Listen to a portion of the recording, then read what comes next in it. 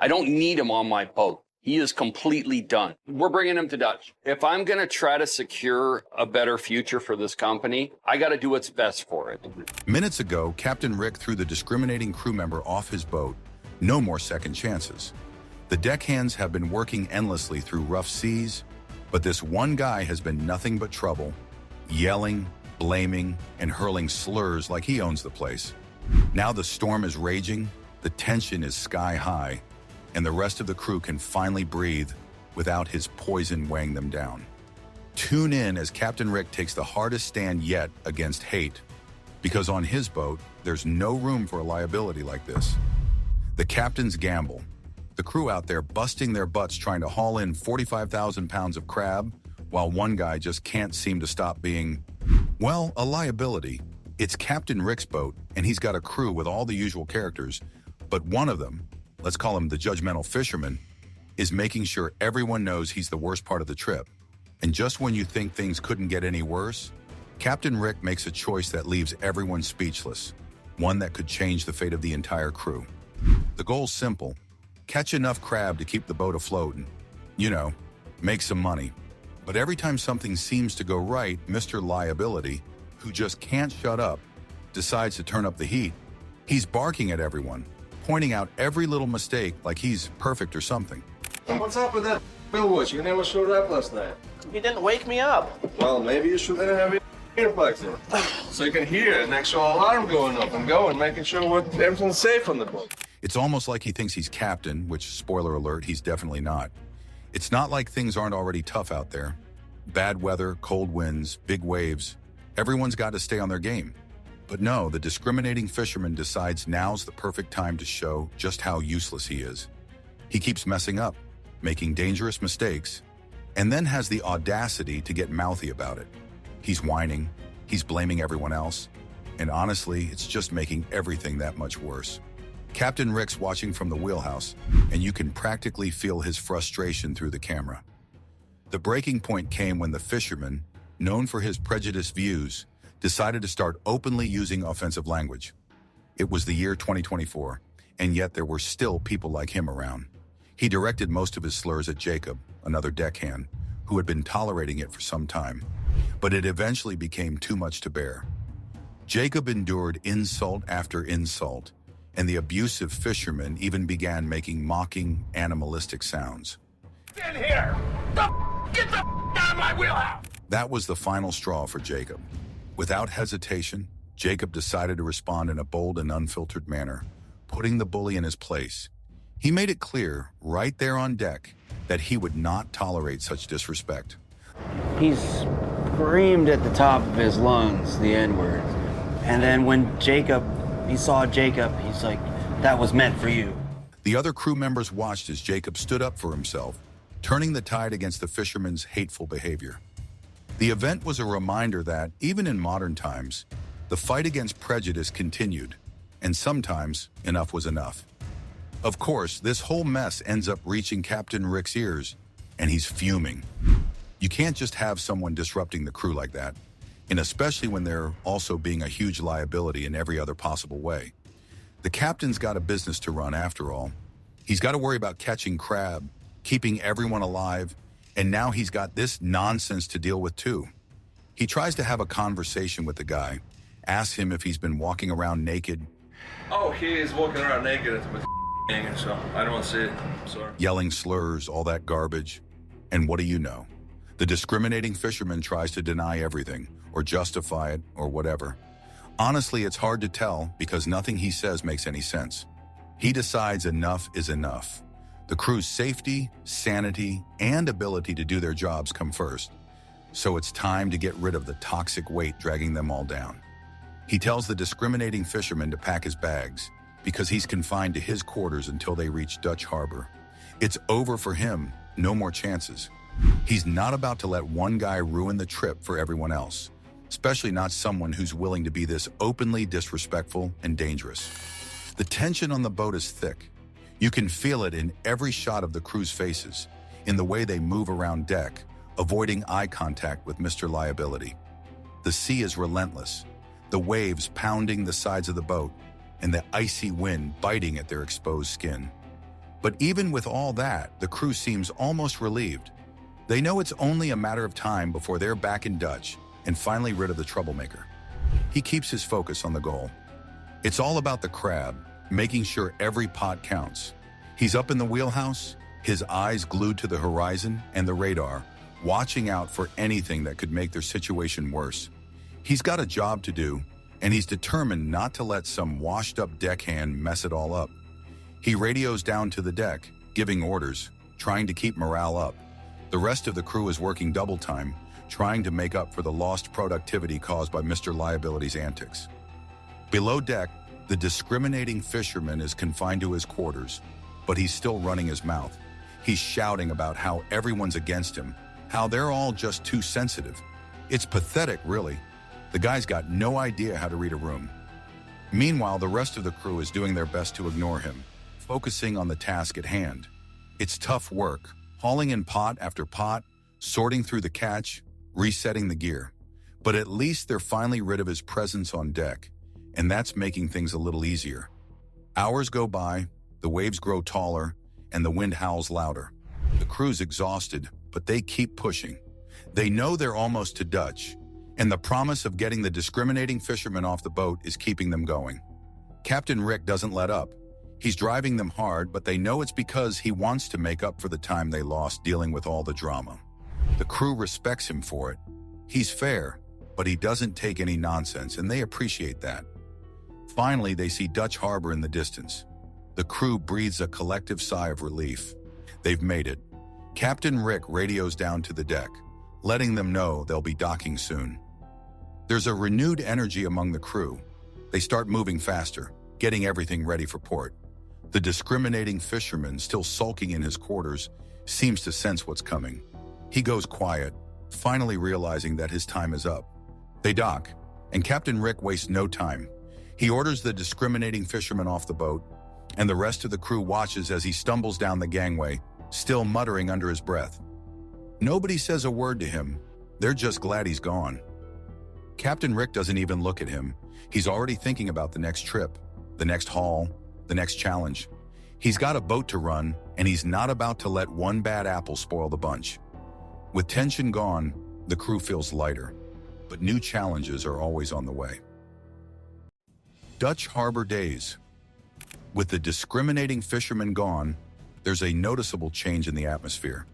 The crew is lighter, more relaxed. They laugh a little more, joke around while they unload their catch. It's not that the work has gotten any easier. It's still brutal, back-breaking labor. But without the constant negativity, it feels more manageable. Captain Rick watches them from the wheelhouse, a small smile tugging at his lips. He knows he made the right call. The crew gets a few days in Dutch to rest and regroup. They spend their time off catching up on sleep, grabbing a few beers, and just enjoying being on solid ground. They know it's only a short break before they're back out there, facing the cold and the waves again. But for now, they're content. They've got a good crew, a good captain, and they're ready to get back to work, without the dead weight holding them down. Captain Rick uses the time in Dutch to take care of business, restocking supplies, making sure the boat is in top shape, and, most importantly, finding a replacement for the crew member he just booted. He needs someone who can pull their weight, someone who won't be a danger to themselves or the rest of the crew. He's not in a rush. He knows the right person will come along, and he's not about to settle for just anyone. He's got high standards, and he's not willing to compromise. Back on the boat, the crew is prepping for the next trip. There's a sense of camaraderie that wasn't there before. They're all in this together, and they know they can count on each other. There's no more tension, no more walking on eggshells. They're ready to face whatever the Bering Sea throws at them, and they're confident they can handle it. They've got a captain who's got their backs, and they're not about to let him down. 40. Oh, hell yeah. Captain Rick stands on the dock watching his crew work. He's proud of them. They've been through a lot, and they've come out stronger on the other side. He knows the sea is unforgiving, that there are still challenges ahead. But with this crew, he's ready for whatever comes next. He turns and heads back up to the wheelhouse, ready to get back to work. It's time to head back out. Time to catch more crab. Time to keep pushing forward. The sun is setting as they leave Dutch Harbor behind. the boat cutting through the waves, heading back out to the fishing grounds. The crew is tired, but they're ready. They know the work that lies ahead, and they're not afraid of it. They've got each other's backs, and that's what matters. Captain Rick watches the horizon, a determined look on his face. He's got a job to do, and he's not about to let anything or anyone get in the way. The sea is rough, the weather unpredictable, but the crew is focused. They know what they need to do, and they do it well. There's no more dead weight, no more distractions. It's just them, the boat and the crab. They work through the night, the cold biting at their fingers, the salt spray stinging their faces. But they keep going, driven by the promise of a good haul, of a successful trip. Captain Rick keeps a close eye on his crew, making sure they're safe, making sure they're doing their jobs. He's tough, but he's fair, and the crew respects him for it. They know he's got their backs, that he's looking out for them, and they're willing to work hard for him to prove that they're worth his trust. The pots come up full, the crabs spilling out, and the crew works like a well-oiled machine. There's no hesitation, no second guessing. They know their roles, and they perform them flawlessly. The boat rocks with the waves, the wind howling around them, but they keep going, keep pushing. They're out here to catch crab, to make a living, and they're not about to let anything stand in their way. Hours turn into days, the work never ending, but the crew doesn't complain. They're out here doing what they love, despite the hardships. They're fishermen, and this is their life. It's tough, it's dangerous, but it's also rewarding. And without the toxic presence of the discriminating fishermen, it's a lot more enjoyable. They laugh, they joke, they work together. They're a team and they're proud of it. Captain Rick watches from the wheelhouse, a sense of pride swelling in his chest. It's not easy, but it's worth it. He knows they'll face more challenges, more rough seas, more setbacks, but he also knows they'll face them together as a crew. And that's what makes all the difference. The sun rises over the horizon, the sky painted in shades of orange and pink. The crew takes a moment to appreciate the beauty of it, the calm before the next storm. They're tired, their bodies aching from the work, but they wouldn't have it any other way. This is their life, and they're proud of it. Captain Rick takes a deep breath, his eyes on the horizon. There's still a long way to go, still more crab to catch, still more work to be done. But he's ready for it. The crew is ready for it. They've faced down adversity, they've cut out the rot, and now they're stronger for it. The boat moves forward, cutting through the waves, heading towards the future, whatever it may hold. The conflict began with a verbal exchange between Vasily and Jacob, escalating when Vasily allegedly used a racial slur, specifically the N-word, directed at Jacob. This prompted immediate backlash from the crew and led Captain Shelford to intervene. After confirming the incident with other crew members, Screamed at the top of his lungs the N-word. And then when he saw Jacob, he's like, that was meant for you. Shelford ordered Vasily to remain in his quarters while the matter was deliberated. I need you to stay in your rack, and I'll deal with everything downstairs, and I'm going to have to find out what the hell we're doing. Okay, let me know when I get it back to Dutch. I will. Vasily reportedly showed no remorse and refused to apologize, leading to his removal from the vessel. In the United States, workplace discrimination and harassment are governed by federal laws such as Title VII of the Civil Rights Act of 1964, which prohibits employment discrimination based on race, color, religion, sex, or national origin. The Equal Employment Opportunity Commission enforces these laws and defines harassment as unwelcome conduct based on these protected characteristics. When such conduct creates a hostile work environment or results in adverse employment decisions, it becomes unlawful. Captain Rick's choices have ripple effects, reminding them that past actions are never far behind. Law and order on the open sea. The maritime industry, including commercial fishing, is subject to federal employment laws. Employers are responsible for ensuring a workplace free from discrimination and harassment, even in the challenging and isolated conditions of sea-based operations. Failure to address such issues can lead to legal consequences, including lawsuits and penalties. As the commanding officer of a vessel, a captain holds significant authority and responsibility for maintaining discipline and ensuring the safety and well-being of the crew. This includes addressing any behavior that threatens the harmony and operational efficiency of the vessel.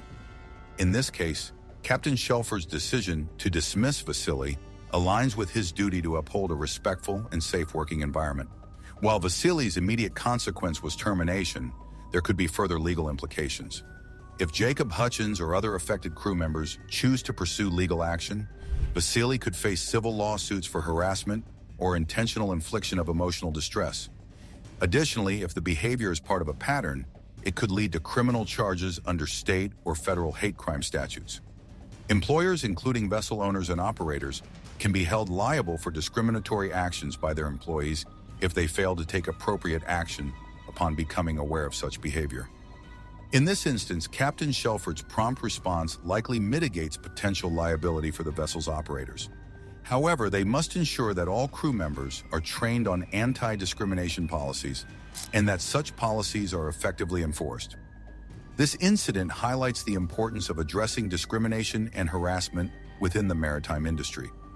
It serves as a reminder that even in traditionally insular and male-dominated fields, adherence to anti-discrimination laws is mandatory. Failure to do so can result in legal consequences and damage to reputation. Captain Rick Shelford's decision to terminate Vasily following allegations of racial violence underscores the critical responsibility of maritime leaders to enforce anti-discrimination policies and maintain a respectful workplace. This action not only aligns with legal obligations, but also sets a precedent within the industry, emphasizing that discriminatory behavior will not be tolerated regardless of the setting. I came to town because we can't stand you on the boat and don't want you there. Okay. Vasily Cease, a crew member on the reality television series Deadliest Catch, has been involved in another similar incident. In season 16, Vasily joined the crew of the F5 Summer Bay under Captain Wild Bill Wichrowski. As a greenhorn or novice fisherman, Vasily's performance was under scrutiny. Captain Wichrowski described him as, it's one thing to be new. It's another thing to be lazy and not want to work. And this guy is a waste in our time. an argumentative hard head, noting that Vasily resisted the hierarchical structure essential for the vessel's operation.